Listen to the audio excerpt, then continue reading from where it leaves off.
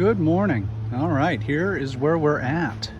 We now have a porch back on the house, and we've gone to great lengths to make it up to code. So over here we have 4 2x10s glued, bolted, sistered together to make the front beam. Up here are 3 to do the side beams. And then we have 2 beams, 1, 2, running to the house, to the ledger, connecting it all together. And these are 2x8s with all the appropriate joist hangers to hold up the deck. Up top we have the decking on. It's the grooved Trex, so you have the hidden fasteners. And looks pretty good. Needs to be pressure washed, but besides that, looks pretty damn good. We don't have steps yet, but I do have this lovely ladder that'll get us up here.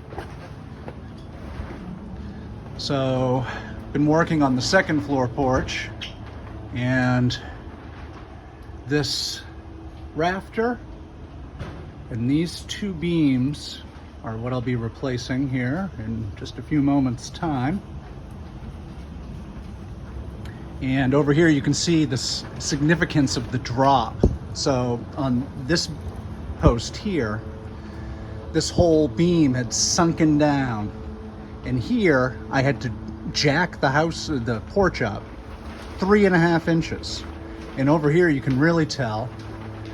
Up here, this used to hold up the porch while there were no posts, and that is 1 7/8 gap. So that's how much it had sunken, and we brought it back up. So now we will go upstairs and show you progress up there. I have the windows out here.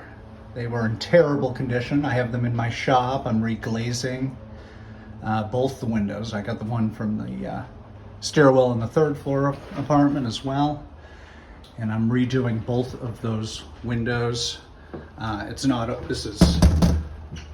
This is the storm window, and I'm just gonna keep those on and just do everything from the inside as to avoid any commentary from the neighbors. So we come up here.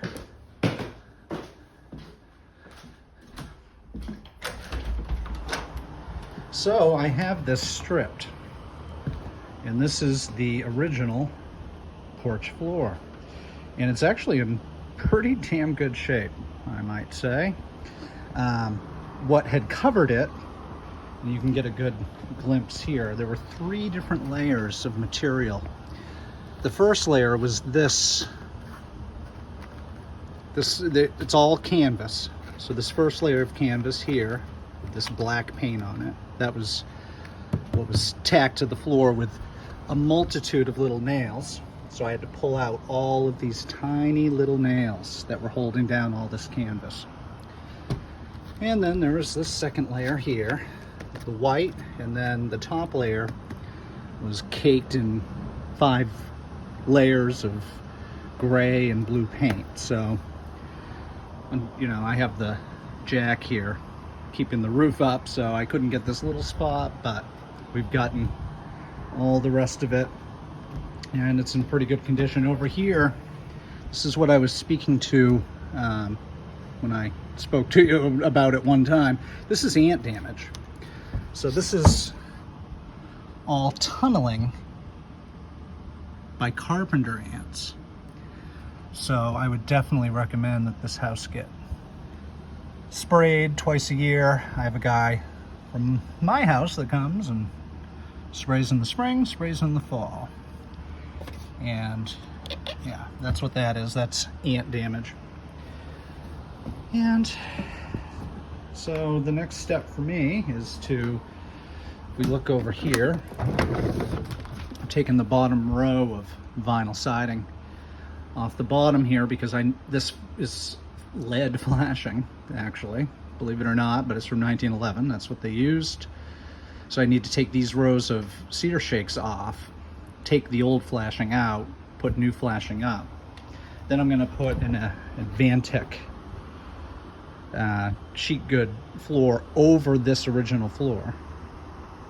And then we'll put a membrane material to waterproof it, and then put the new decking on top of it.